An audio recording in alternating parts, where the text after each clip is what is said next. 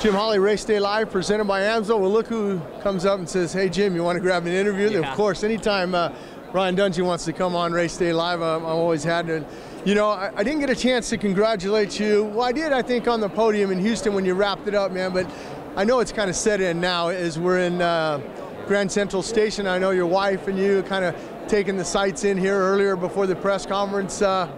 You're the 2015 Supercross champion. No, it's definitely was nice to wrap it up in Houston a couple races early, and we worked hard for this one this year, and we put in a good hard charge all year long, and I think it showed.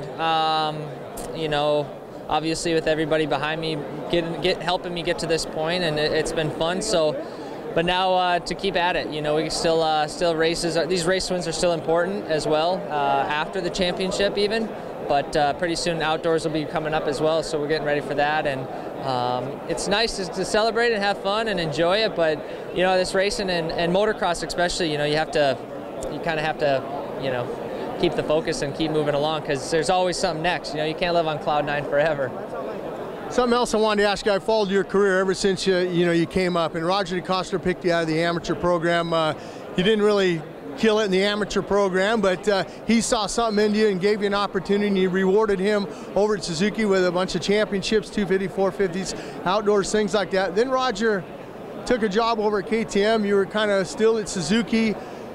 And then Roger came calling again and said, hey, Ryan, I'd like you to come ride for us at the KTM Red Bull team. Talk to me about that, you know, when he came calling and you know, like you said, the KTM bike wasn't proven in Supercross. I mean, they had some, you know, good results in the outdoors, but I mean, you guys have had a lot of work to do to get that bike competitive enough, and look what you've done. I mean, you and Marvin Musquin have went back-to-back 6 times. You're tied with another Kawasaki duel. I'm talking James Stewart and Ryan Villopoto. They've got 6. You got an opportunity here in New York to break that record.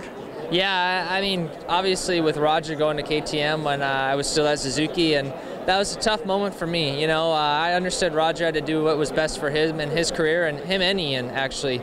But I understood it. Obviously, when the opportunity came to go to KTM, I hopped on it because I knew with Roger and Ian and that bike, if there was something that was going to arise or a problem, that they were going to get through it, we're going to fix it and move forward. And you know, the last 3 years it wasn't easy by any means, and I won't say we brisked through it either. You know, I mean, I can't take credit. You know, obviously I ride the bike, I give the feedback, and I do the best I could with all the I was given, and you know, they're the ones who was able to turn it around and make another bike that came out that was even better than the one before. And you know, you got to see on Roger and I'm talking KTM, all of Austria, the people there working, everybody here in KTM and the factory, KTM Red Bull team.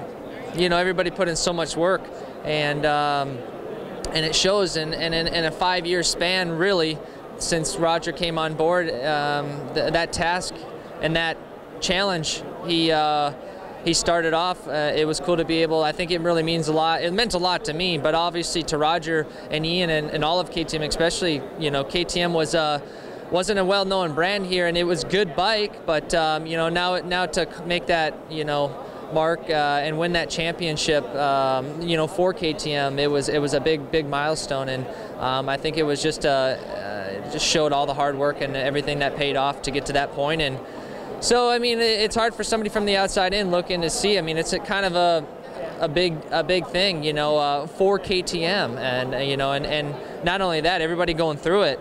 I mean, wow, you know, it was a lot of ups and downs and fights and battles, and times I thought, oh, I don't think they're gonna can me because all the things I said, and we got into it a little bit, but you know, we always knew our main goal.